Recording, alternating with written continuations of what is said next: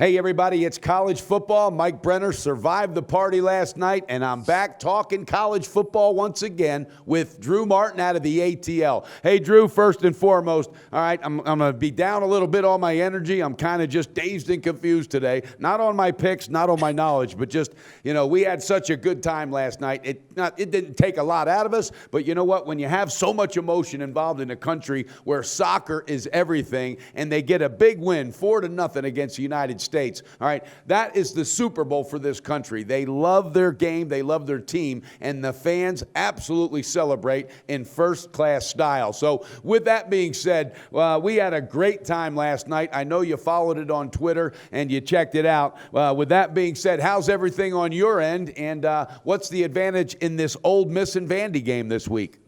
Well, Brenner, yeah, guess what? USA, you kind of have our number, at least on Costa Rican turf, huh? Yes.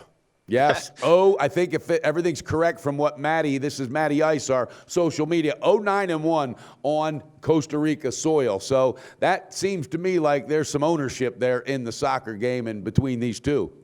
Yeah, man, that's not something I'm going to step in front of. And I stay away from that type of football. I'm more into the college football. And, for purposes of our video right now, we got Ole Miss at Vanderbilt. And I'm really liking the home dog here. So back-to-back home dogs this week. That's what I'm all over. So putting the +10 in my pocket and back in Vanderbilt, mostly because of this defense, man. They're a hard-hitting bunch, and they don't let up many points, especially at home.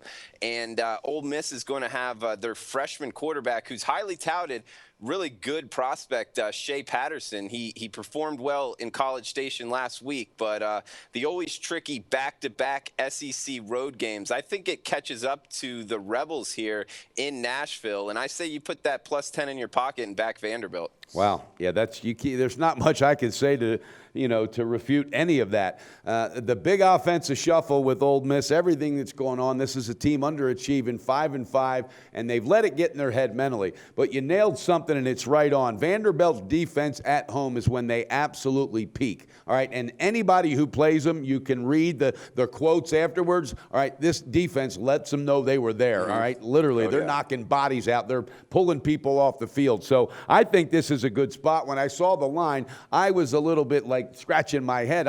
Wait a minute, I could see like a 4 or 5, and that's even still, because you touched on something else. You got a freshman coming up, back-to-back SEC games. Go into a place where it's not fun to play. All right, literally, this 12th man will come alive. So what do you think? Is there any shot or anything telling you Vandy could get the outright win?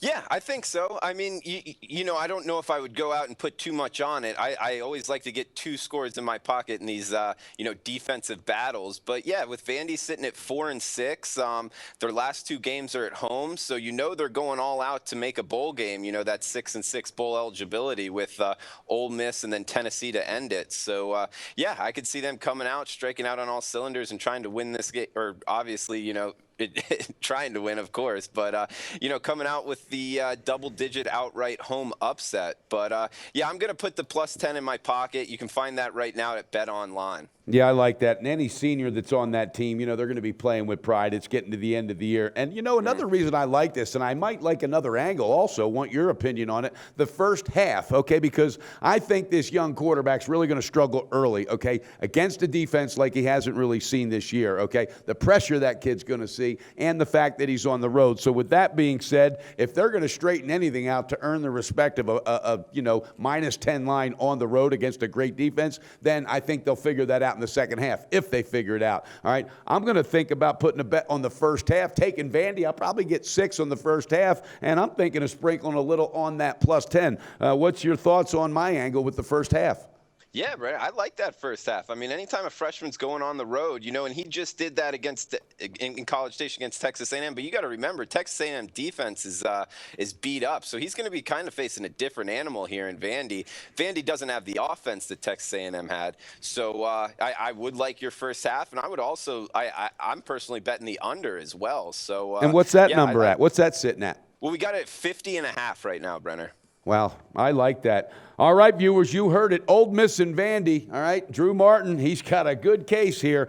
Vandy plus 10, a home dog against an offense that could be suspect. Ole Miss going on the road with a freshman in the SEC. Also, the under on a lean is at 50.5. And Brenner, for him, I like it. I like the first half. I think Ole Miss is going to have trouble adjusting to this defense, and if they do, it'll be the second half. So viewers, cash that ticket. Again, you can get Vanderbilt plus 10 for the full game. Drew Martin's going to get it done. All right, Drew, thanks so much, as usual, all right, for coming aboard with us, and we look forward to talking to you next week.